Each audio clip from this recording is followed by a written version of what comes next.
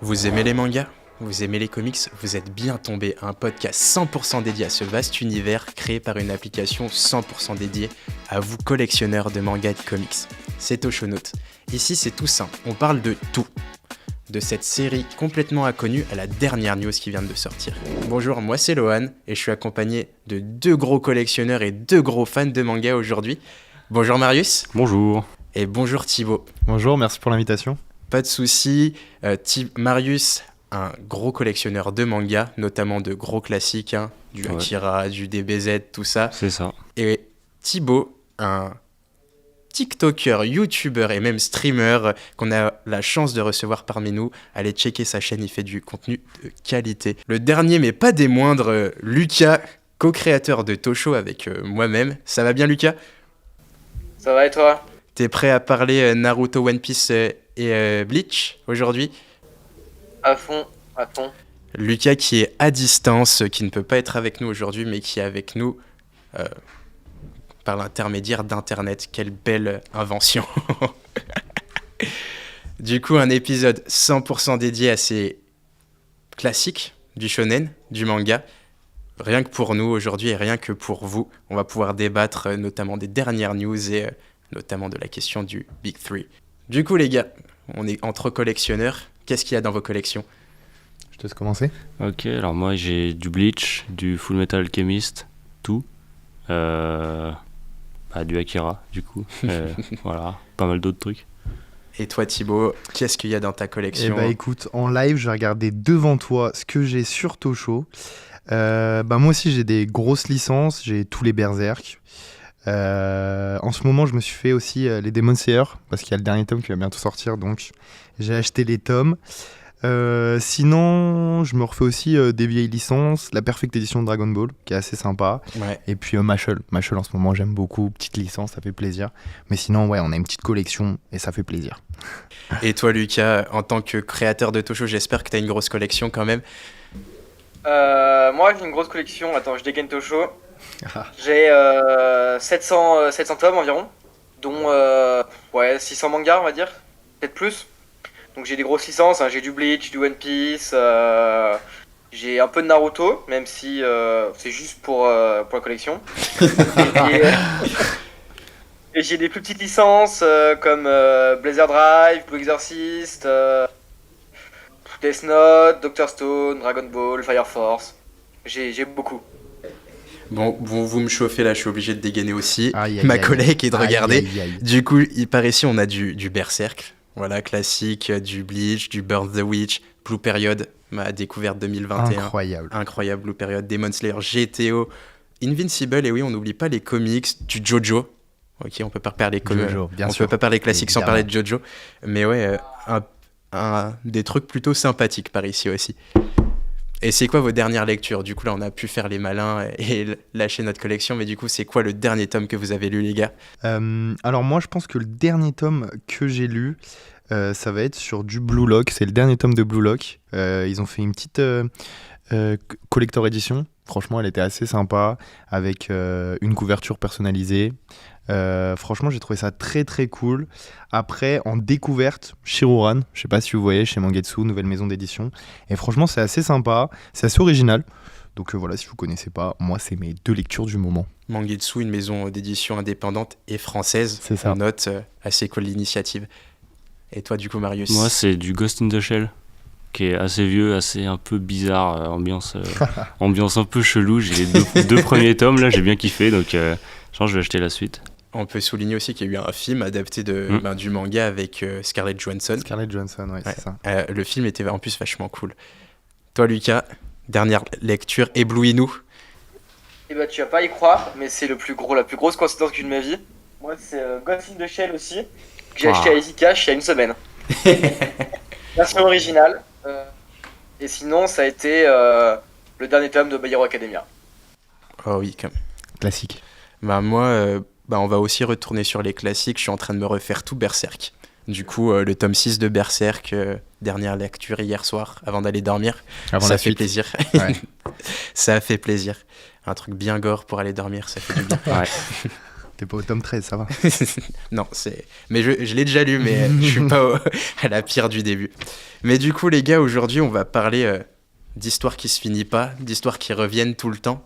Ces histoires qui nous ont bercés, qui nous ont même parfois fait entrer dans l'univers du manga et qui reviennent en 2022 sur le devant de la scène avec tellement de news qu'on va en discuter parce qu'il y a vraiment des trucs à dire et qui font plaisir. Aujourd'hui, on parle de ces classiques qui repointent le bout de leur nez sur le devant de la scène du manga. Du coup, on va parler des news parce qu'il y en a eu pas mal, notamment la semaine dernière. Je sais pas si vous avez pu à peu près voir ce qui se faisait. Je sais pas si vous avez entendu une news qui vous a un petit peu marqué dernièrement. La dernière, pour moi, c'est Hunter x Hunter qui reprend. Le compte Twitter voilà. S'est affolé. Après ces photos, c'est vrai qu'on en a tous entendu parler, je pense. Oui. Et je pense que c'est quand même un des meilleurs retours à faire. Vraiment, le type, il est arrivé sur Twitter, il s'est juste créé un compte et ça a suffi, tu vois. Mais en plus, c'était peut-être une des licences les plus attendues en retour. C'est vrai que ça fait plusieurs années, Togashi qui était malade pendant très longtemps, qui a dû faire des grandes pauses dans Hunter x Hunter. Du coup, c'était vraiment le manga attendu. Hein. Moi qui fais un peu des vidéos sur YouTube, je le sais, pour une licence qui est arrêtée, voir encore autant de vidéos, autant de personnes intéressées par une œuvre qui s'est mis en pause entre guillemets, je savais que si l'auteur revenait ou en tout cas annonçait une suite, ça allait faire parler, ça a été le cas, ça a explosé Twitter, ça a été en plus entêté. On peut parler notamment des adaptations animées hyper récentes, il y en a une en début des années 2000, je crois en 2001, mais qui a été réadaptée dans les années 2010. En 2011, c'est ça, ouais. Et qui en plus a été mis sur Netflix, du coup ça a été aussi une porte d'entrée à pas mal de gens qui ont découvert en fait notamment les animés grâce à Hunter x Hunter. Du coup vraiment on voit quand même toute la hype, et puis c'est Hunter x Hunter, Togashi, bien sûr. Un petit génie incompris. Indémodable. Mais qui a fait plaisir, et en plus on pourrait reparler d'une des autres œuvres de Togashi, moi ça a été ma news qui m'a fait trop plaisir en cette année 2022. Toi Lucas, quelle news un peu ces derniers temps t'as entendu qui t'a fait un peu plaisir? Moi c'est pareil, c'est Hunter x Hunter, hein. Mais le problème c'est que j'appréhende vachement parce que j'ai déjà fait 2 fois le deuil de Hunter x Hunter, une fois avec l'animé qui était terminé, une fois avec le manga. Là il revient, mais s'il s'arrête encore une fois, je pense que je vais clamser moi. Après je crois que dans ce cas-ci son retour c'est plus je sais qu'il avait un rythme déjà de parution horrible avant, et là il revient, mais parce qu'il était malade avant, il a fait une très grande pause. Je pense qu'il a aussi pris le temps de se reposer parce que les mangaka ils ont des rythmes de vie mais de malade. Les types ils dorment 2 heures par jour pour sortir des chapitres toutes les semaines. Du coup je pense que là il doit revenir un peu plus d'attaque, et puis je pense qu'il a aussi été très demandé, et du coup ça l'a un peu poussé bien sûr, évidemment, à revenir. Et toi Marius, la news c'était Hunter x Hunter du coup, mais... Vous êtes mis d'accord, c'est en... Exactement. Non, mais sinon récemment il y a Berserk aussi, qui est tout juste sorti là, les 2 derniers chapitres, enfin 2 chapitres d'un coup.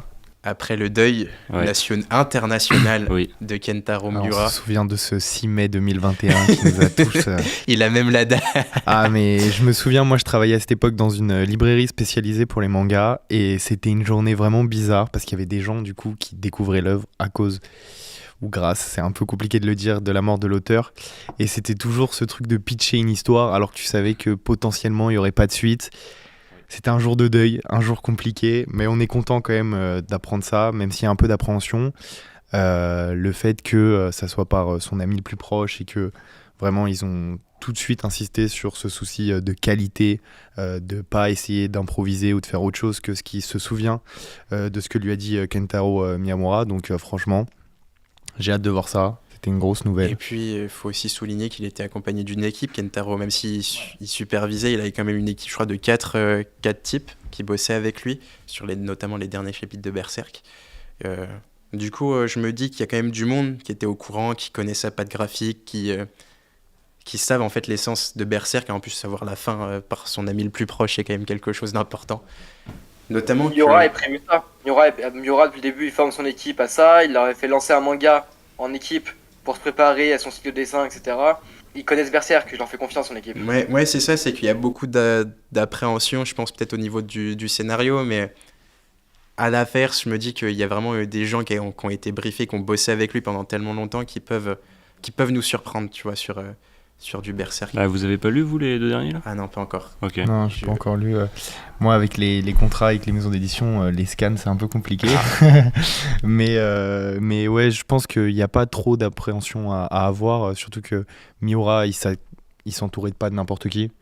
Donc surtout, vu les illustrations qu'ils ont postées dans les Shonen Jump, je pense que ça devrait le faire. On connaît en plus, c'est vrai que beaucoup avaient un petit peu peur en raison de sa qualité de dessin. Bien sûr. Les dessins de Miura, c'est quand même des dessins assez incroyables. C'est des dessins à voir au moins une fois dans sa vie. Vraiment, c'est une précision, c'est vraiment du détail, tu vois.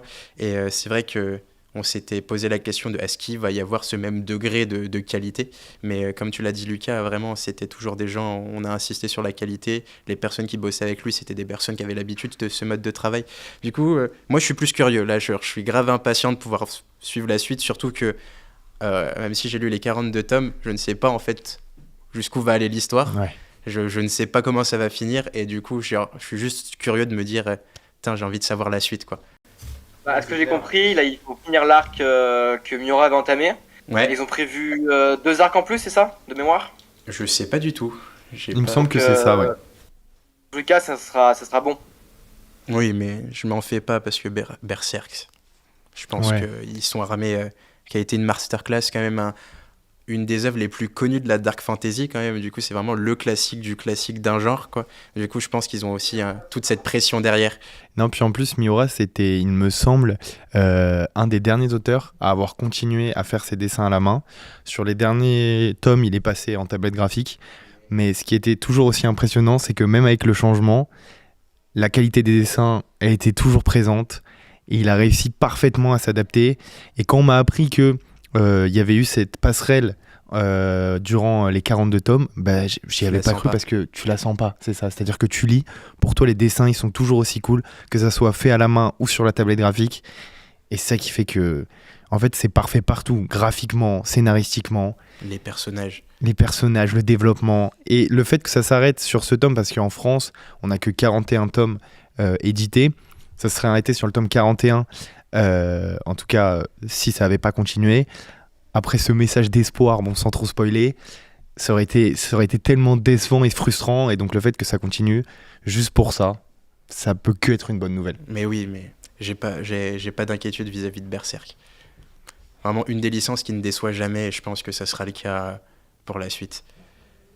En news aussi qu'on a eu, il y en a une qui m'a fait vraiment assez plaisir, c'est le retour d'Astro Boy. Je sais pas si vous voyez vraiment ce petit robot, garçon robot, bien sûr, qui a un peu, moi je sais que j'ai un peu vu des trucs dans mon enfance, notamment des petits jeux sur internet, quand vous alliez sur jeux.fr, tu pouvais jouer à Astro Boy. Il y avait eu même un film, il me semble, une adaptation qui avait pas mal marché, il me semble. Et en fait, ce qui était bien avec cette histoire, c'était vraiment le fait que généralement, à cette époque-là, en tout cas, quand on faisait des films sur les robots, c'était assez négatif. C'était un peu vraiment, voilà, les robots ils sont méchants, et ils vont devenir complètement fous, ils vont se retourner contre l'humanité. Et là on avait vraiment une image de ce petit garçon robot qui veut devenir humain à tout prix. Et cette belle image qu'on avait, en plus Osamu Tezuka on le sait qui a fait des histoires. Osamu Tezuka qui est le père, connu comme le père du manga. Un peu le Walt Disney japonais. C'est ça, avec vraiment tout genre d'histoires, que ce soit des histoires plutôt seinen, vraiment axées sur les adultes. Astro Boy, un truc pour enfants qui a été qualitatif depuis extrêmement longtemps. Et vraiment de pouvoir voir un reboot en animé, c'est un animé qui va voir le jour, mais trop hâte de voir ce que ça va donner. Et puis le retour aux sources, ça peut être que cool. Et finalement, moi, ce que j'ai trouvé assez cool, c'est que la personne qui va réaliser ça, elle a réalisé, bon, ça n'a rien à voir, mais c'est un petit dessin animé qui s'appelle Miraculous qui marche assez bien pour les enfants. Et en fait, même si on n'aime pas l'histoire et tout, moi je connais pas du tout le dessin animé, je sais que c'est quelque chose qui a bien marché et la réalisation, en tout cas, il a eu pas mal de prix. Donc je me dis que potentiellement, si l'histoire est pas trop changée et que juste c'est sur la réalisation, il y a un gros taf, bah ça peut être un reboot un peu nostalgique qui va nous faire plaisir. En plus, vraiment, moi, Osamu Tezuka, c'est vraiment des œuvres qui m'ont marqué. C'est des œuvres un peu intemporelles. On l'a vu avec un animé qui est sorti par Mappa, Dororo, qui était une histoire qui avait été écrite il y a très longtemps et qui est ressorti dans les années 2010, je crois, 2014, quelque chose comme ça. Un animé, on l'a vu sortir comme ça, on s'y attendait pas du tout. Et c'est vraiment des histoires qui sont intemporelles, qui se démodent pas, et il y a toujours un peu ce sentiment nostalgique. Et puis surtout, je rebondis un petit peu, c'est notamment aussi les inspirations. Bien sûr. Banana Fish, inspiré d'un manga de Tezuka, je ne sais plus le nom, mais je vous le mettrai en description, je ferai la petite recherche pour vous. Mais qui parlait du coup d'une relation entre un ancien, un peu le syndrome de Stockholm, un type qui avait été kidnappé quand il était petit, et puis la relation qu'il a quand il a grandi avec son kidnappeur, son ravisseur, et du coup qui a notamment inspiré Banana Fish avec toute cette question-là, avec le personnage principal, j'ai oublié son nom là, le blond. On va la voir. Mais du coup, mais Banana Fish, il est littéralement après transposé au monde américain, etc. Mais trop cool, et vraiment c'est quelqu'un qui a marqué tout un genre, le manga, vraiment que ce soit même pas juste le shonen, mais tout un genre, et c'est assez cool de pouvoir voir ce qu'il a fait revenir au bout du jour. Comme news aussi, on avait une news plus ou moins récente, ça fait un petit moment qu'on le sait, mais le retour de Bleach, l'animé, après une très longue pause pendant plus de 10 ans, on nous disait qu'il n'y aurait jamais d'adaptation à l'ancienne, c'était pas sûr, et ça revient enfin, ça a été annoncé officiellement en octobre dernier pendant le Jump Festa. C'est ça. Et trop cool. Qu'est-ce qu'on pense du retour de Bleach parmi la scène des animés? Qu'il vienne récupérer sa couronne. Il la mérite. Il l'avait fait tomber pendant quelques années, et là c'est bon, il la récupère. Non, moi ce que j'attends surtout, c'est que Bleach, niveau scénario, on n'a jamais été déçus. Je pense que même dans les grosses œuvres bien connues, c'est une des plus sous-cotées. Parce qu'elle n'a pas eu, je pense, qui fait qu'elles sont un peu sous-cotées, le côté marketing qu'ont pu avoir les Dragon Ball, One Piece, Naruto et compagnie. Bleach, il y a moins eu ce côté marketing qui a fait que dans les grosses œuvres, même si elle a sa reconnaissance, quand même une œuvre très très connue pour tout ce qui est fan de manga, elle n'a pas eu ce truc très pop culture et tout qui a fait que par rapport aux autres, elle soit un peu délaissée. Et puis à l'inverse, au-delà du marketing, je pense aussi que c'était aussi l'œuvre en elle-même qui était aussi différente d'un One Piece et d'un Naruto qui était très axé, ça reste du shonen, mais c'était vraiment très axé enfantin. Bien sûr. Du Naruto, c'était très... c'était plus difficile de il y avait une lecture très enfantine, ouais. Tu vois, alors qu'un Ichigo, c'était quelqu'un, un truc tout bête, mais je sais que par exemple, un Luffy, un Naruto, c'est des gros goinfres. Ichigo, dans le manga, tu le vois jamais se manger comme un Luffy ou comme C'est vraiment toute une lecture un peu plus sombre qu'il y avait dans Bleach, qui du coup aussi... je pense aussi un peu jouer sur le fait qu'il y a beaucoup de nouvelles générations qui n'ont peut-être pas pu s'identifier assez facilement, qui n'ont peut-être pas pu rentrer avec cela comme...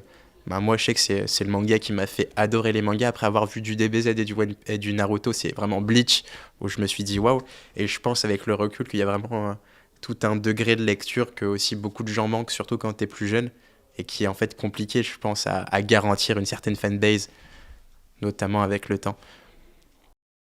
Ouais, moi en fait ce que j'attends sur cette nouvelle adaptation, c'est l'animation quoi. Ouais. Je me dis, revoir Bleach avec une animation contemporaine qui va sûrement péter, parce que j'imagine que quand tu réadaptes Bleach, tu vas pas mettre 10 € pour faire de la CGI. Je pense que là on va vraiment avoir une vraie adaptation bien qualitative. Les trailers étaient magnifiques. C'est des images, elles ont tourné partout sur les réseaux.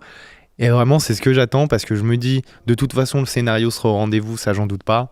Et avec une belle animation, je pense que ça va retourner un peu le game. Et je me dis que potentiellement, ça pourra peut-être lui donner un second souffle. Et certaines personnes se dire, tiens, pourquoi je commencerais pas Bleach? Je connaissais pas, mais ça a l'air bien pour avoir un peu le début de l'histoire. Même si l'animé, il a un peu été critiqué parce que c'était l'époque. Bon, maintenant, ça le fait un peu moins. Et encore, il y a Boruto, mais ça le fait un peu moins avec ces gros animés fleuves avec beaucoup de fillers et tout. C'est pour ça qu'il avait été critiqué. Mais et du coup, si on lit le manga, c'est pas l'animé avec le plus de fillers. Quand tu regardes un Naruto, je suis désolé, mais c'est insupportable. Tu regardes pas 20 épisodes sans qu'il y ait un hors-série au milieu. Mais surtout sur les derniers arcs, tu peux limite sauter 300 épisodes faciles. Ça n'a aucun sens. Après, les fillers de Bleach, moi je les trouvais bien. Le retour de Bleach, c'est tout le retour de Tite Kubo au manga. C'est le nouvel arc narratif qui va développer sur l'arc de l'enfer. Et puis. C'est ça que j'attends le plus, moi. Tite Kubo de retour, quoi. C'est ça, et surtout, c'est que là, il va pouvoir. Parce que vraiment, la fin de Bleach, elle a été marquée par une précipitation, parce que les éditeurs voulaient qu'il termine son manga. Là, il pourra vraiment, sur ce dernier arc, pouvoir vraiment corriger certaines petites choses que même moi en tant que très grand fan, et je pourrais mourir pour défendre Bleach, tu vois, mais genre il y a des trucs où je me suis dit ah ouais, j'aurais aimé qu'il y ait ça en plus, tu vois, et je pense qu'il va pouvoir aussi faire honneur à son œuvre, tu vois, avec cette adaptation, et j'ai très hâte. On pourra en reparler du coup au moment où on parlera notamment du Big 3, etc., mais assez cool. Comme aussi news qu'on a eu notamment, c'est la sortie au Japon du film DBZ, qui n'a pas eu un très grand succès d'après les premiers avis qu'on a pu lire. Hâte de le voir quand même quand il sortira en France, mais Est-ce que vous êtes chaud malgré ce que vous avez pu lire du film DBZ? Alors moi sur Dragon Ball, je suis pas très objectif parce que j'ai jamais été déçu d'un film Dragon Ball Z. Moi, je suis le genre de personne qui dit que Dragon Ball Super, ça a pas la reconnaissance que ça doit avoir. Alors certes, c'est pas aussi cool que DBZ, mais moi DBS, je me souviens au collège, je regardais ça, je trouvais ça super cool. Le baston était lourd. Même début lycée, enfin j'étais enjaillé par, il y avait ce sentiment nostalgique de quand je regardais Dragon Ball en primaire, d'avoir une suite avec peut-être un peu plus d'évolution. Et là, voilà, on a ce film qui sort. C'est le premier film où ils ont essayé, en tout cas, de totalement le faire en image de synthèse. Alors, est-ce que les avis négatifs diffèrent de ça ? Je ne sais pas, parce que je ne l'ai pas vu. Mais en tout cas, ce que je sais, c'est que le réal, c'est Tetsuro Kodama, et généralement, les films venant de lui sont assez bons. Est-ce qu'ils ont un peu poussé le bouchon trop loin? C'est souvent ce qu'on reproche à DBS. D'avoir un peu perdu cette essence voilà, DBS, d'aller DBZ. Chercher trop loin les choses, de faire trop de contemporain, de modernité. C'était un peu notamment le débat qu'il y avait eu à l'ancienne avec Dragon Ball GT, tu vois, qui avait Exactement. été un petit peu en mode ouais, c'est plus du Dragon Ball. Après, c'est vrai, Toriyama, il était plus. Pas Toriyama. Si. Toriyama, si. Oui. Toriyama, oui, bien sûr, oui, évidemment. Merci, je connais mes classiques. Toriyama était pas derrière l'animation, mais à part d'avoir fait le Saiyan 5, était quand même assez stylé dans Dragon Ball GT. Mais je pense que c'est aussi toute cette, tout ce conflit qui, en fait, dès qu'on touche à DBZ et à Dragon Ball, c'est très touchy de faire des nouveaux films qui, en fait, aussi arrivent à convertir toute la fanbase parce que en fait, moi, les avis négatifs que j'ai vus, c'est des avis de personnes qui finalement ont connu Dragon Ball quand ils étaient ados et qui découvrent DBS, mais je suis sûr, parce que j'en ai pas vu, qu'on demande à des, je sais pas, peut-être des adolescents ou des choses comme ça qui, justement, eux ont grandi avec DBS et n'ont pas vu DBZ. C'est toujours le problème des adaptations.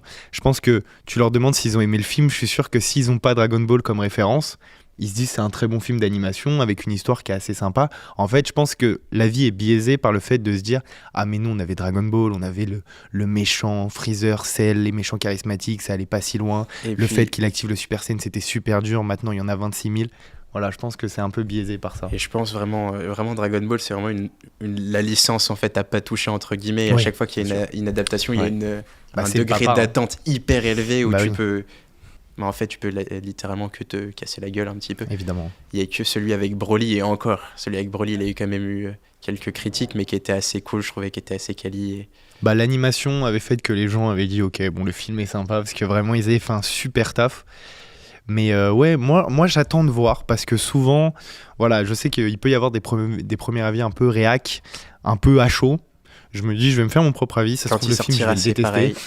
Mais ça se trouve, je vais bien le kiffer, je vais me dire, bon, ils ont pas aimé, moi ça va, j'ai passé un bon moment, et puis voilà quoi. Et tu seras à contre-courant des avis. Exactement. Et toi, Lucas, qu'est-ce que t'en as pensé? Du coup, qu'est-ce que tu penses? Quelles sont tes attentes autour de ce film DBZ? Justement, moi je demandais, je pense que vous m'avez pas entendu, combien il y a de saisons dans Dragon Ball Super? Que j'ai arrêté de suivre, moi. De saisons? D'épisodes. On a combien là? D'épisodes? Ouais. Ta question est assez pointue là. Ah ouais. Il y a eu plusieurs arcs. En gros, on s'est arrêté après l'arc du comment ça s'appelle, du pouvoir avec les univers. Le tournoi. Le tournoi des pouvoirs, voilà exactement. Ensuite, il y a eu Dragon Ball Super Heroes, mais ça c'est une série marketing, donc qui a été fait pour un jeu vidéo, donc elle est fillers complètement. Là où ils ont poussé encore le bouchon encore plus loin, parce que Goku il vient s'entraîner avec le grand prêtre, il devient Dieu et tout. Ça pousse le truc super loin, mais c'est complètement fillers. Hein. C'est du market pour un jeu vidéo qui s'appelle Dragon Ball Super Heroes. Mais du coup voilà, ça s'arrête ici. Ensuite on a eu Broly. Et ensuite, c'est la suite, techniquement. Il n'y a pas eu encore de saison 2, entre guillemets. Il n'y a eu que ce grand truc saison 1 jusqu'à l'arc du tournoi du pouvoir. Ensuite, on a eu les films. Et après, il y a du fillers un peu partout. Mais sinon, c'est toujours des films qui suivent l'animé. Après, je ne sais pas si c'est canon. Mais faudra voir ce que ça donne pendant le film. Et toi, Marius, est-ce que tu as des attentes vis-à-vis de tout ça? Pas spécialement, mais je pense que j'irai le voir. Après, oui, c'est ça. Ouais. Pour la culture. Franchement, s'il est bon, tant mieux. Et s'il est mauvais, je serai pas non plus déçu, tu vois, parce que j'ai pas des attentes de fou. Et je pense que c'est même le meilleur état d'esprit pour aller voir notamment une adaptation, je pense. Finalement, faut y aller, voilà. Faut juste se dire, je vais voir un film. J'espère juste me faire kiffer, quoi. Exactement, ouais. Et c'était un peu pareil avec Super, tu vois, pour moi. Ouais. Genre, je l'ai regardé et puis je me suis dit, bon, c'est pas dégueu. Du coup, j'ai regardé jusqu'à la fin du Tournoi du Pouvoir. Ok. J'ai bien aimé, mais sans plus, tu vois, mais je suis pas là à critiquer, cracher dessus non plus. Et puis je pense aussi c'est trop cool de voir des bonnes bastons de Dragon Ball Évidemment. avec... ok, ils ont poussé un peu le bouchon avec le Dragon Ball bleu, le Blue, le Saiyan Blue, le Rosé, le Black, l'Ultra Instinct, tu vois. Mais j'étais là en mode, mais c'est trop stylé les mais bastons. L'Ultra Instinct, C'était j'ai des hurlé, trucs, c'était des Moi, trucs j'ai de hurlé malade. sur ma chaise, l'Ultra Instinct, je me suis dit, waouh, qu'est-ce que c'est que ça et tout, j'étais comme un gosse. C'est vrai que c'est un peu poussé parce que bon, maintenant tu te dis, ouais, en fait, il est invincible, oui, mais c'est tellement cool, c'est hypant, t'es là, tu passes un bon moment, tu te dis, bon, c'est Et Dragon puis, Ball, genre, quoi. c'était des batailles entre univers. Genre, c'est vraiment le MCU, le multivers du MCU reste assis. Genre là, on avait l'univers 5, 6, 7 et tout. te C'était jure. des dieux de la destruction qui se battaient. C'est jure. incroyable. En fait, je pense qu'il faut juste faire une séparation en se disant, il y a eu Dragon Ball. Et maintenant, Et non, il y a Dragon Ball laissons Super. évoluer la licence. Voilà, c'est ça. C'est juste, peut-être pas. C'est une suite, mais peut-être pas juste se dire c'est une suite, faire juste 2 licences différentes, Dragon Ball, Dragon Ball Super, dont l'une s'inspire de l'autre. Mais Moi, voilà, j'ai on pas réussi à faire divise la bien les séparation deux. entre les deux en fait. Moi Pardon j'ai carrément arrêté Ouais. après les 50 premiers épisodes de Super, j'ai arrêté parce qu'en fait j'en pouvais plus. Ça ressemblait plus à Dragon Ball que j'ai connu, que j'ai découvert, que j'ai lu, que j'ai regardé. Et pour moi c'est pas trop loin. Du coup, C'est Lucas, que t'es un Dragon Ball de puriste. l'époque. Ouais, non, mais je comprends le ressenti. Mais après, aussi, peut-être essaye le manga. Parce qu'il y a beaucoup de fillers dans Dragon Ball Super, faut le noter aussi. Il y a plein d'épisodes qui servent à rien. Mais peut-être sur le manga, tu auras peut-être un peu plus de chance. Parce que vraiment, moi, je trouve qu'il y a vraiment pas tout à jeter. Tu vois, il y a des trucs qui sont bien, il y a des personnages qui sont bien développés. Il y a... Après, bon, il y a des choses qui est vrai. Par exemple, les gens aiment pas trop la relation Vegeta-Goku qui sont évolués dans Dragon Ball, alors que la déclaration de fin, même si je sais pas si vous l'avez vu en VF, les internautes, mais avec le grand doubleur, j'ai oublié son nom, et Eric, j'ai oublié son nom, qui avait fait une déclaration de Vegeta, qui avait fait une déclaration d'amour à Goku, et on a perdu un peu cette évolution. Alors, il y a des choses qui sont un peu mal faites, un peu mal développées, mais il n'y a pas tout acheté, et je pense que si on arrive à faire bien la différence entre les deux, Dragon Ball Super, c'est pas quelque chose à jeter, mais justement un truc cool à voir et à suivre. Ce qu'il faut retenir, c'est si l'animé te déplaît, lis le manga. Ouais, je pense. Essaye le manga, peut-être que tu auras un peu plus de chance, tu me diras. Je suis désolé de vous couper sur DBZ. Je vois que ça vous... Toujours. Du coup, on va continuer un peu sur les news, notamment, avant de revenir sur le côté un petit peu plus manga, une news, moi, qui m'a hypé, et je crois que c'est la news qui m'a le plus fait hurler dans mon petit appartement, c'est le retour de Reborn, l'animé. Katekyoshi Hitman Reborn est enfin de retour, après plus d'une dizaine d'années à l'attendre, non, peut-être que j'abuse, mais un peu moins de 10 ans. Vraiment un manga qui, lui, mériterait d'être un classique. On a même vu Tsuna, le personnage principal de Reborn, qui était dans Jump Force quand il est sorti. Ah ouais? J'ai rien, juste à préciser ça comme ça. Jump Force, le jeu vidéo? Le Jump Force, le jeu vidéo. Ouais.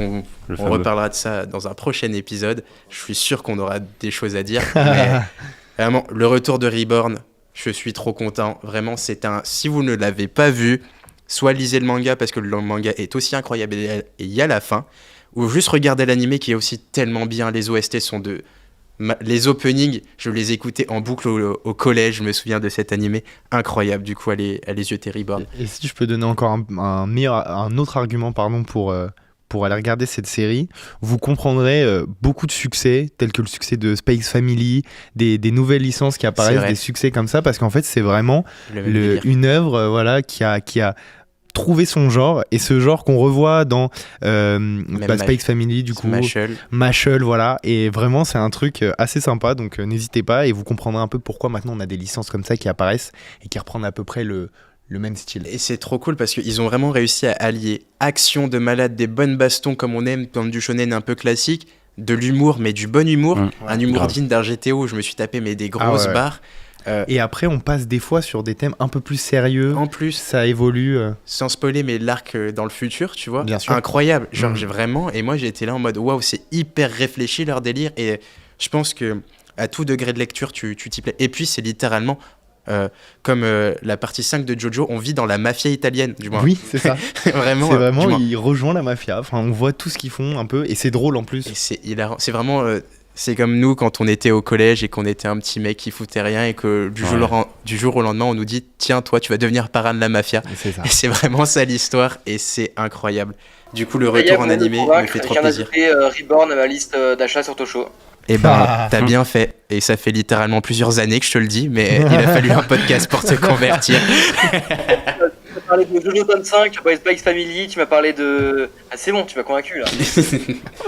Et pour finir, on a parlé quand même de beaucoup plus de retours en animé, mais il y a aussi des mangas papier qui reviennent. Notamment, on a parlé de Naruto, l'édition Hokage, qui est pas mal, qui permet de revenir aux sources. On a du Yu Yu Hakusho, l'autre œuf phare de Togashi, un de mes mangas préférés, je peux le dire vraiment sans problème, incroyable. Allez lire la Star Edition, elle est incroyable. Shaman King, notamment avec l'adaptation Netflix qui est aussi de retour, animé, ouais. Incroyable. Je pense que j'ai utilisé le mot incroyable beaucoup trop de fois dans cet épisode, mais vraiment, allez zioter ça. Est-ce que vous êtes un peu chaud de ces nouvelles rééditions qui vous font plaisir? Je sais pas si toi, Marius, ce que t'en penses. J'en ai vu ou lu aucune, mais je suis chaud de les découvrir, ouais, grave. Franchement, ouais. Et voilà, t'es le parfait exemple en fait de vraiment, je pense, le but qui a été fait de ces rééditions, c'était vraiment de pouvoir relancer un public et de se remettre dans ces classiques. Et vraiment, même les dessins sont encore mieux, notamment Shaman King où ils ont été repris, et incroyable. Meilleure porte d'entrée, je pense. Moi, j'en attends beaucoup. C'est aussi, Lohan, qui est ressorti en réédition. One Piece aussi, c'est vrai, avec les éditions. J'ai dit Full Metal Alchemist. Excuse-moi. Ah bon? FMA? En perfecte édition? Ouais. Mais elles sont édition qui est magnifique. Ah si, mais c'est les gros trucs un petit peu, ouais. Ok, si, je vois. Elles sont un peu plus anciennes, je crois. Elles sont sorties il y a un peu de temps, non? Elles sont encore en cours, là. Ah ouais? Oui, je vois très bien de quoi tu parles. Mais l'annonce a été faite il y a un moment, c'est comme le Shaman King. Après, c'est pour ça que je l'ai relié à l'adaptation Netflix, parce que la Perfect Edition de Shaman King, ça date de 2020, quoi. Du coup, le premier tome qui a été repris, même si toujours en cours. Mais en fait, c'est des trucs qu'on en attend un peu parce que on se dit, faut pas faire une Perfect Edition pour faire une Perfect Edition. Par exemple, je prends le cas de Dragon Ball. Je sais pas si vous avez déjà lu la Perfect Edition de Dragon Ball, mais quand tu as déjà lu le manga avec moi, j'avais lu l'édition française Pastel, qui est plus du tout éditée, mais c'est celle que si t'es né dans les années 2000, ouais voilà, c'est cette édition qui était vendue de partout. Et en fait, avec les Perfect Editions, si elles sont bien faites, je pense à Akira qu'on a là, c'est vraiment des éditions, tu redécouvres un manga parce que c'est découpé, c'est beau, en fait tu prends du plaisir. Et par exemple, ils avaient fait une édition kiosque pour Naruto qui m'avait un peu déçu parce que j'avais juste l'impression qu'ils avaient fait un gros manga pour faire un gros manga. C'est comme l'édition un peu kiosque de Fairy Tail. Voilà. C'est la même chose, c'est nul. C'est juste grand pour être grand, ça prend de la place, c'est pas hyper cool à lire. Alors que finalement, j'ai feuilleté l'édition Hokage, c'est ça, de Naruto, dans une librairie, et franchement... Elle est sympa, genre elle donne envie de lire. Pareil, ils ont refait le découpage, ils ont refait ça dans un mood où tu puisses apprécier ta lecture. Et c'est des choses où voilà, il y a de la couleur, il y a une édition qui est travaillée. Et ça fait plaisir que les maisons d'édition françaises, elles fassent un taf dessus, parce qu'on n'est pas le deuxième pays de consommation de manga pour rien, quoi. Donc voilà, ça fait plaisir. C'était le petit coup de gueule de voilà, Thibaut. Exactement. Non, il fallait que... Voilà. Mais ces rééditions, moi je suis très content, c'est surtout... Ces mangas en fait qui étaient plus édités. Lucas, je sais pas si tu te souviens quand on parlait notamment de Shaman King en off. Vraiment pendant plusieurs années, Shaman King c'était un manga que tu ne trouvais nulle part. Tu étais obligé de les acheter 3-4 fois leur prix sur internet parce que ça avait pris tellement de valeur. Et juste de pouvoir revoir un manga qui mérite mais vraiment non, mais Shaman King c'est un manga qui mérite tellement plus. C'est un manga qui a dépassé Naruto au début des années 2000 en termes de nombre de ventes. Il était devant pendant un moment, ouais. J'ai fait des recherches pour cet épisode. Non, mais l'information est cool. Et ouais, mais c'est vraiment un manga qui avait sa place pour devenir un putain de gros classique et qui s'est fait un petit peu manger tel un Bleach par la fin du manga, par des éditeurs qui étaient un peu compliqués. Et notamment, c'est pour ça que la Perfect Edition revoit la fin. C'est pour ça que c'est une raison de lire la Perfect Edition. Moi, j'ai dû acheter en occasion, quand j'étais au collège, Shaman King. Ça se trouvait nulle part. J'ai mis, je crois, 2 mois de recherche pour trouver la collection complète en bon état et pouvoir l'acheter, quoi. Et je trouve que c'est surtout notamment pour ces œuvres-là, comme quoi ça fait trop plaisir d'avoir une réédition qui te le redécoupe, te le remet au goût du jour et qui te permet vraiment de donner, en fait, de redorer le blason de ces œuvres qui ont parfois pas mérité de se faire lyncher sur leur fin ou d'être relégués alors qu'ils avaient tellement plus à donner, quoi. C'est sûr. Mais du coup, sur cette note un petit peu nostalgique, on va revenir, et notamment sur le débat qui va, je pense, se faire grincer des dents à pas mal d'entre nous, peut-être pas mal d'entre vous. L'objet de notre débat d'aujourd'hui, c'est le Big Three en 2022. On en pense quoi ? Petit rappel historique de l'expression. L'expression est nommée à partir des 3 mangas les plus populaires. Je vous laisse les dire quand même, les gars. One Piece, Bleach et Naruto. 3 mangas qui étaient littéralement les têtes porteuses du Jump dans une époque où le Jump c'était aussi assez compliqué. C'est vraiment ces 3 licences qui lui ont permis un peu de pouvoir prendre un peu d'air, de pouvoir vraiment se développer et devenir le Jump qu'on connaît aujourd'hui, avec qui lance des Promise Neverland, des Black Clover, etc. Et c'était vraiment parce que aussi ils avaient une popularité importante, notamment ces 3 licences, mais notamment aussi dans l'industrie. C'est vraiment 3 œuvres, au-delà d'avoir des charts de malades, mais c'est 3 œuvres qui ont aussi inspiré beaucoup de mangas qu'on connaît aujourd'hui. C'est vraiment une source un petit peu, une base des mangas un peu, et du manga qui est devenu un peu le shonen aujourd'hui, tu vois. Du coup, on les droit à ces 3 auteurs, Kishimoto, Tite Kubo et Oda. Et du coup, qu'est-ce qu'on en pense ? Est-ce qu'aujourd'hui, en 2022, l'expression Big Three est encore d'actualité ? Parce que ça a été un débat sur Twitter il y a genre un mois. Ouais. Où les gens, ils étaient là en mode le Big Three aujourd'hui, c'est Black Clover, etc. Et puis, ils ont littéralement aucun goût. Mais voilà, est-ce que vous êtes d'accord ? Est-ce que le Big Three aujourd'hui, ça existe toujours ? Ou c'est juste un truc de vieux boomers comme nous qui veulent pas tourner la page ? Le Big Three existe encore ? Parce que les œuvres qui le composaient existent encore aujourd'hui avec les rééditions et les suites qui arrivent. Et le Big Three n'est pas une nouvelle œuvre. Un Big Three ne peut pas être Jujutsu Kaisen, Demon Slayer et One Piece. Parce que le Big Three c'est une période. Le Big Three c'est un symbole. Aujourd'hui, il y a à nouveau des œuvres qui portent le Jump, mais ça fait pas du tout partie du Big Three. C'est pas les mêmes rivalités, c'est pas les mêmes ventes. Les ventes de l'époque étaient colossales. 3 œuvres d'un même magazine étaient les premières, mais dans le monde entier. Aujourd'hui, il y a des œuvres comme Attaque des Titans qui viennent d'un autre magazine, et c'est pas du coup le Big Three. C'est pas les mêmes magazines, c'est pas les mêmes époques, c'est pas les mêmes personnages, c'est pas les mêmes auteurs. Je suis d'accord, je te rejoins, voilà. Mais je vais juste rebondir sur un truc que t'as dit. Après, je te laisserai parler, Thibaut, parce que je sens que t'as envie de parler. T'as parlé de rivalité et je trouve ça assez cool, et notamment je trouve que ça se voit beaucoup dans les fanbases et sur les réseaux. Est-ce que vraiment est-ce qu'il y a vraiment 3 communautés antagonistes, notamment au début des années 2000, 2010 où c'était encore vrai? Est-ce que vous avez senti un peu cette rivalité, genre entre les camps, genre les fans de Bleach, les fans de One Piece, les fans de Naruto? Alors je le voyais plus avec les fans de Naruto et de One Piece, moins de Bleach, mais on avait vraiment mais depuis toujours, en fait ça existe même encore, ce truc du Naruto c'est mieux, One Piece c'est mieux parce que mes méchants ils sont mieux. Parce que ça marche mais il y a l'Attaque des Titans qui s'est rajouté là-dedans. Mais bien sûr, mais évidemment. Il y a tellement de trucs qui sont rajoutés. Ouais, mais c'est les plus grosses communautés. Foreshadowing que l'autre auteur, nanana, on le connaît. Insupportable. C'est chiant, laissez-nous kiffer nos œuvres comme on les aime. Mais je suis désolé de le dire, mais je trouve que la communauté la plus horrible, c'est celle de Naruto. Je suis désolé, mais sur les réseaux, je suis désolé si vous faites partie de la fanbase de Naruto, mais vraiment sur les réseaux, c'est ceux que je vois le plus. Et c'est vraiment les plus virulents. En vrai, l'Attaque des Titans, ils sont violents. Enfin, ils sont graves. En fait, je pense qu'ils sont révélés, notamment ces dernières années. Je pense que dans toutes les communautés, tu vas trouver quelqu'un qui va être virulent. Je pense que j'en ai vu sur Twitter des mecs qui défendent One Piece plus qui défendraient leurs propres parents.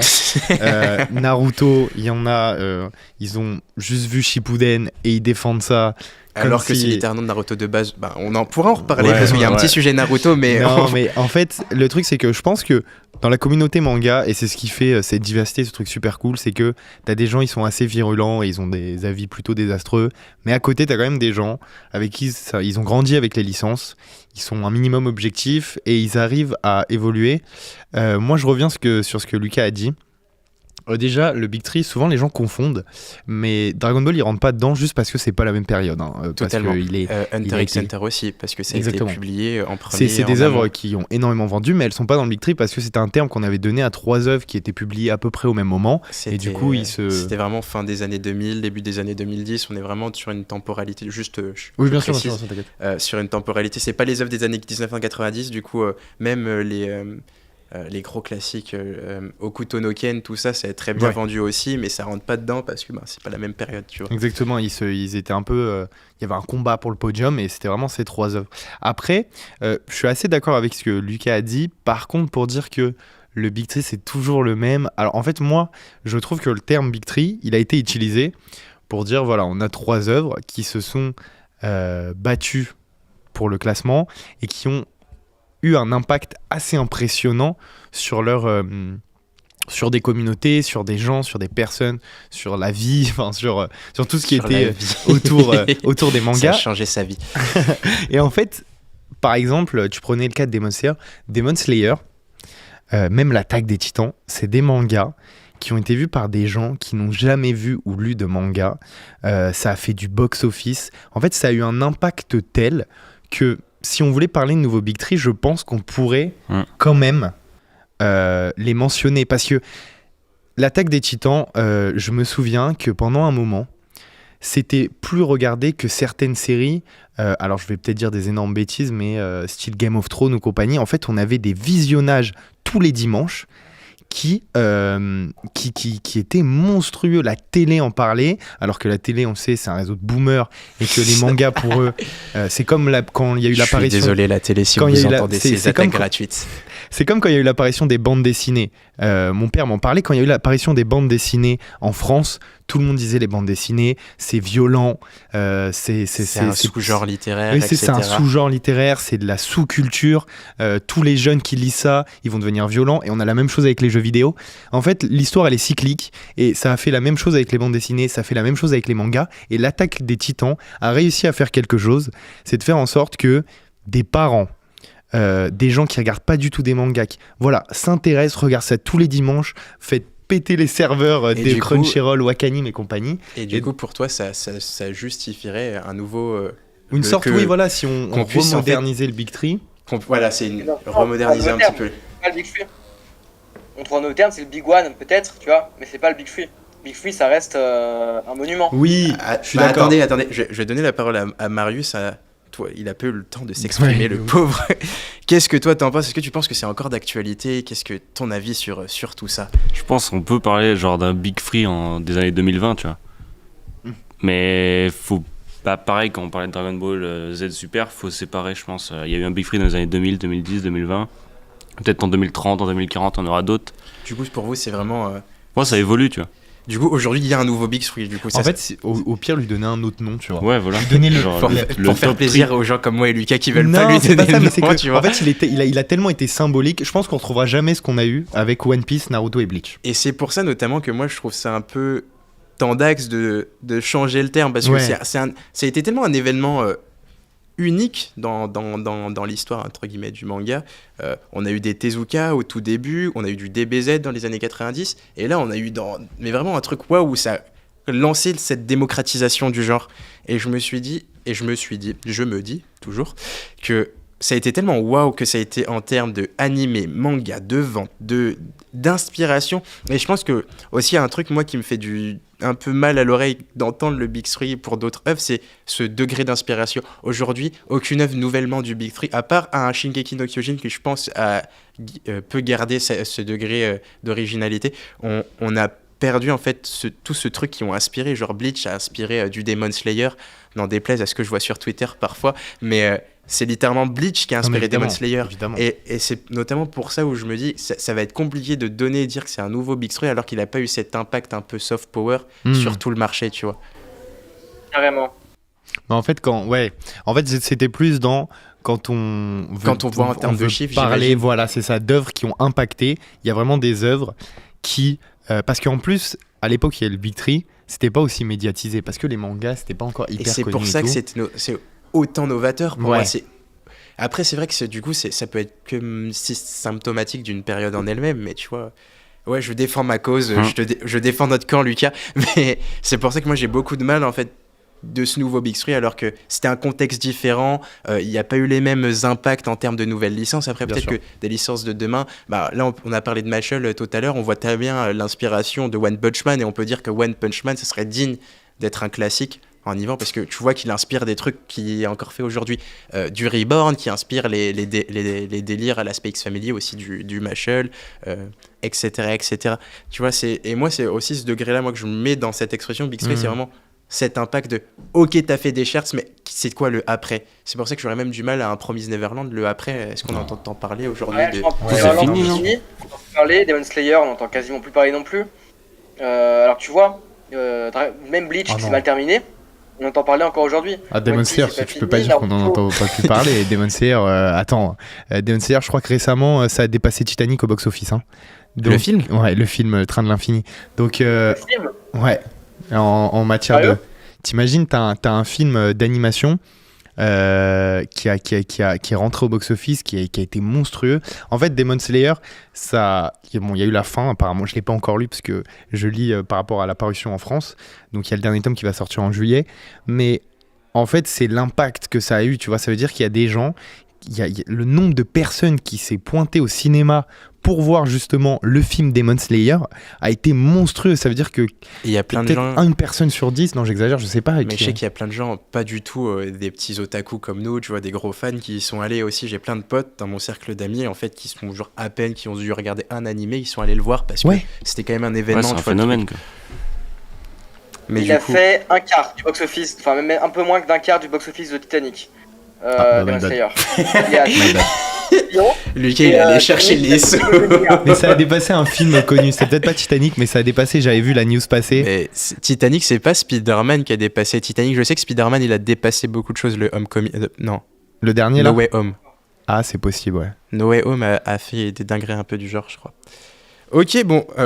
Après cette bataille entre nous, je vais juste revenir. Oui, Lucas, je crois que tu voulais dire un truc. C'est que Demon Slayer, ok, il a fait un énorme box-office, tu vois.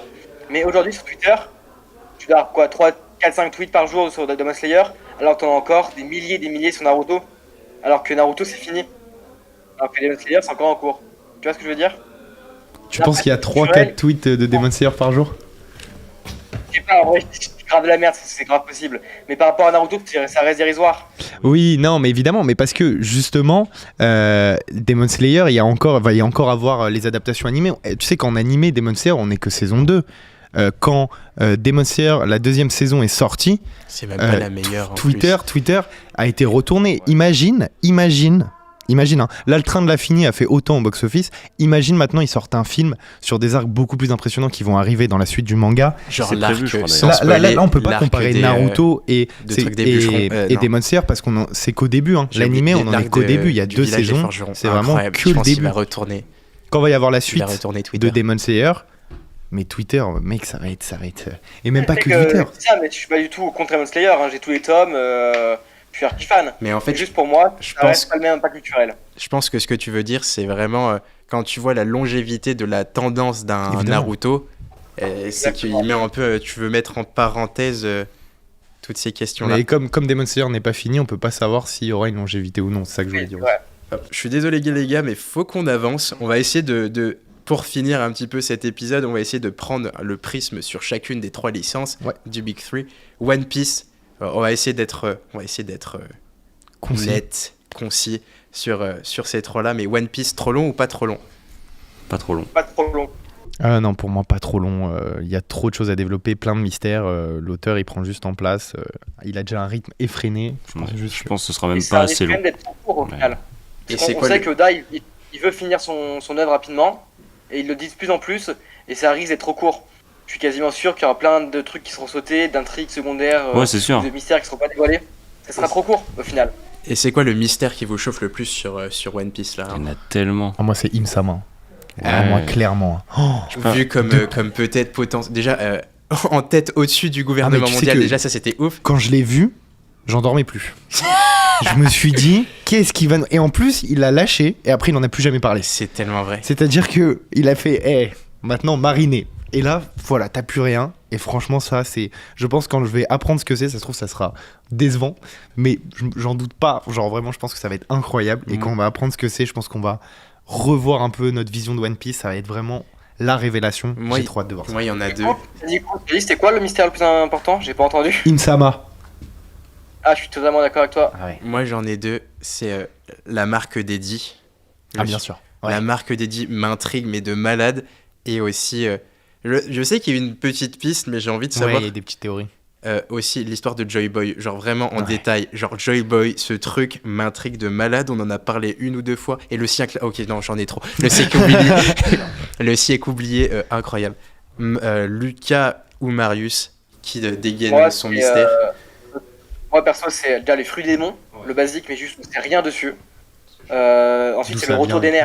Le mec, il y a 10 ans, il nous a teasé dans des pages chapitres. Ener qui va sur la lune, qui va revenir, on attend toujours. C'est le siècle oublié.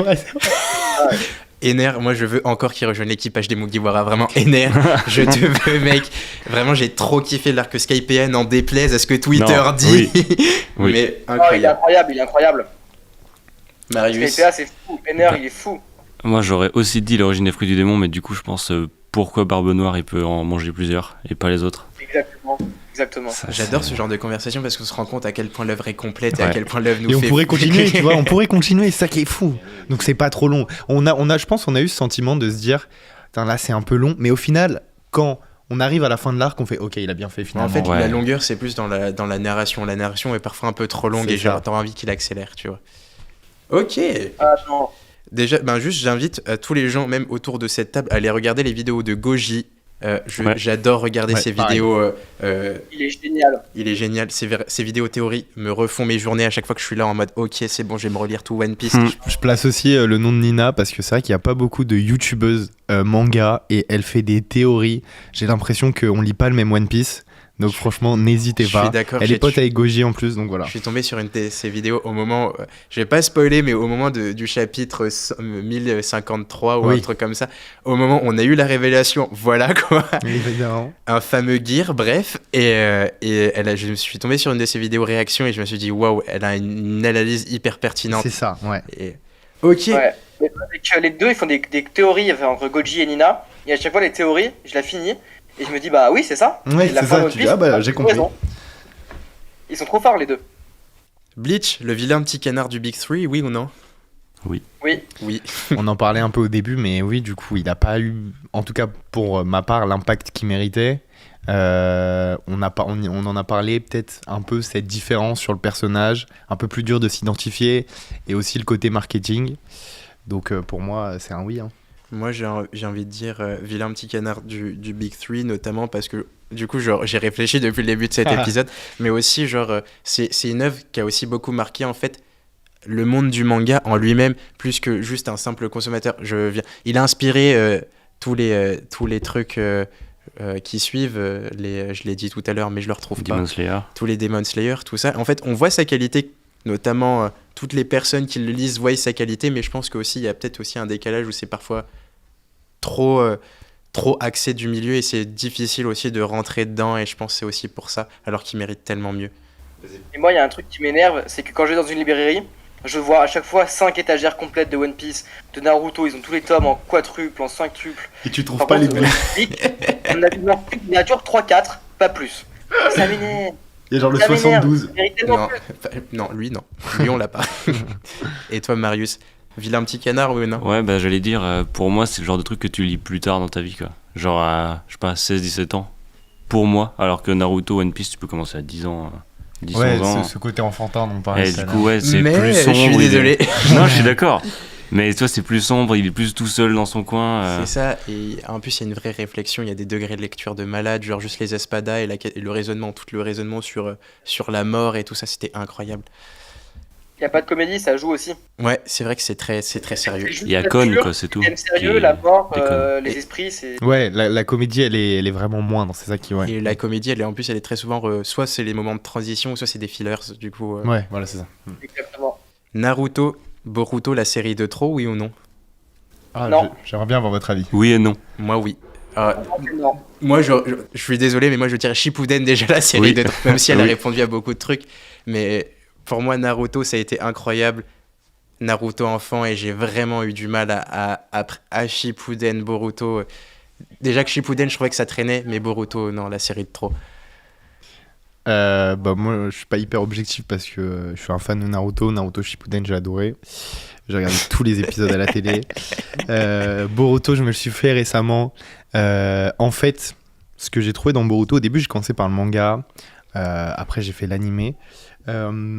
ce que je trouve dans Boruto, c'est qu'à la fin de Shippuden, et ça je te rejoins là-dessus, il y a beaucoup d'incohérences. Il y a des incohérences, c'est un peu bâclé. On a un débat sur, mais c'est pas le débat aujourd'hui, mais sur est-ce que le manga aurait pu s'arrêter peut-être un peu avant, un petit peu trop, voilà. Mais ce que j'aime bien dans Boruto, c'est que ce que, en tout cas, l'assistant a fait quand il a repris Boruto, c'est que grâce à cet univers où en gros c'est la technologie, ils peuvent voyager dans le temps et du coup qui disent que c'est parce qu'ils ont voyagé dans le temps qu'il y a eu ces incohérences et tout, bah j'ai trouvé que c'était assez intelligent, que Boruto il a rien à voir avec Naruto alors que finalement il grandit dans un foyer qui est assez cool. Naruto pareil, il fait des erreurs que normalement il devrait pas faire parce que voilà, il y a un vrai développement et tout. Donc je pense que Boruto, pas tout est parfait. Mais l'animé, il y a trop de fillers et des fois l'animation, ça laisse à désirer. Mais je trouve qu'il y a rien, enfin il y a pas tout à jeter et que le développement des personnages dans Boruto est très sympa et que voilà, moi juste par nostalgie, voir Naruto encore continuer, ça me fait plaisir. Ça m'a fait rire le truc que t'as dit sur le voyage dans le temps, c'est littéralement le truc scénaristique. On se dit ouais, tu vois un film et après t'apprends que c'était un rêve. Ouais. ça fait un peu le même délire. Mais voilà. Ben merci les gars. Je suis désolé d'arrêter cette discussion qui pourrait continuer encore. C'est frustrant. mais c'était très cool de discuter avec vous. Bah, merci beaucoup. Je vois qu'on n'a pas les mêmes avis, mais qu'on arrive à échanger et à s'écouter. C'est vraiment dinguerie. Désolé ce qui se passe sur Twitter. Hein. Mais si vous êtes encore présents, vous qui nous écoutez, j'imagine que cet épisode vous a plu. On vous remercie de ouf d'avoir écouté cet épisode de Toshonautes. N'hésitez pas à lâcher vos meilleurs commentaires. On les lit tous et ça nous booste à vous proposer des épisodes de qualité à chaque fois. N'hésitez pas non plus à lâcher une petite note sur n'importe quelle plateforme sur laquelle vous nous écoutez. N'oubliez pas aussi de checker la description. Il y a les liens de tous nos invités, notamment de la chaîne TikTok, YouTube et Twitch de Thibaut. Et puis c'est tout pour nous. Salut les Toshonautes. Au revoir. À la prochaine.